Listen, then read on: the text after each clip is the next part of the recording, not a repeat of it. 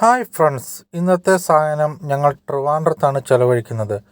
Thampanoor railway സ്റ്റേഷനിൽ ചെന്നിറങ്ങുമ്പോൾ തന്നെ നമുക്ക് മനോഹരമായി ഒരു ബോർഡ് കാണാം, I love Trivandrum. Thampanoor railway സ്റ്റേഷൻ്റെ നേരെ ഓപ്പോസിറ്റ് തന്നെയാണ് KSRTC ബസ് സ്റ്റാൻഡും ഉൾപ്പെടുന്നത്.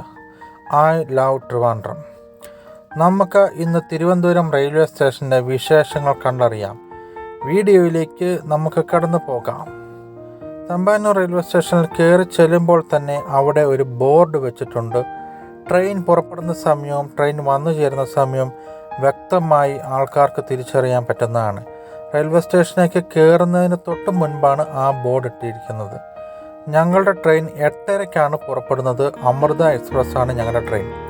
തൊട്ടടുത്ത് തന്നെ ഒരു അമ്പലം സ്ഥിതി ചെയ്യുന്നുണ്ട്. ധാരാളം ആൾക്കാർ അവിടെ പ്രാർത്ഥിക്കാൻ ചെല്ലുന്നത് ഞങ്ങളുടെ ശ്രദ്ധയിൽപ്പെട്ടു. വിഘ്നേശ്വര ടെമ്പിളാണ്. അതിനോടടുത്ത് തന്നെ ടിക്കറ്റ് കൗണ്ടർ നമുക്ക് കാണാൻ പറ്റുന്നതാണ്.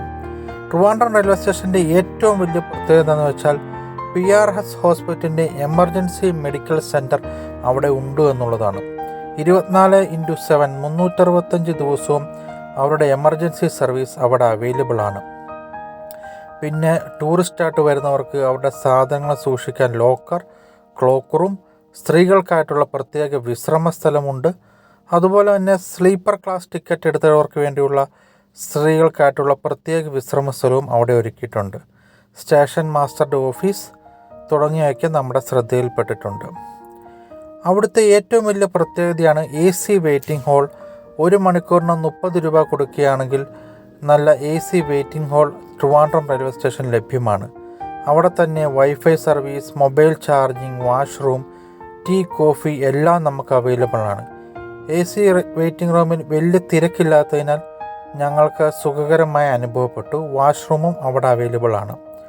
മുട്ടുവേദനയുള്ളവർക്കും പ്രായമായവർക്കും സ്റ്റെപ്പ് നടന്നു കയറിപ്പോകാതെ റാമ്പ് സൗകര്യം മറ്റു പ്ലാറ്റ്ഫോമിലേക്ക് പോകാൻ വേണ്ടി ഒരുക്കിയിട്ടുണ്ട്.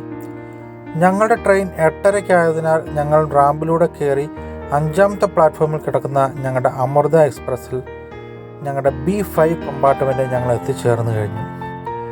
ഏകദേശം ഞങ്ങളുടെ യാത്ര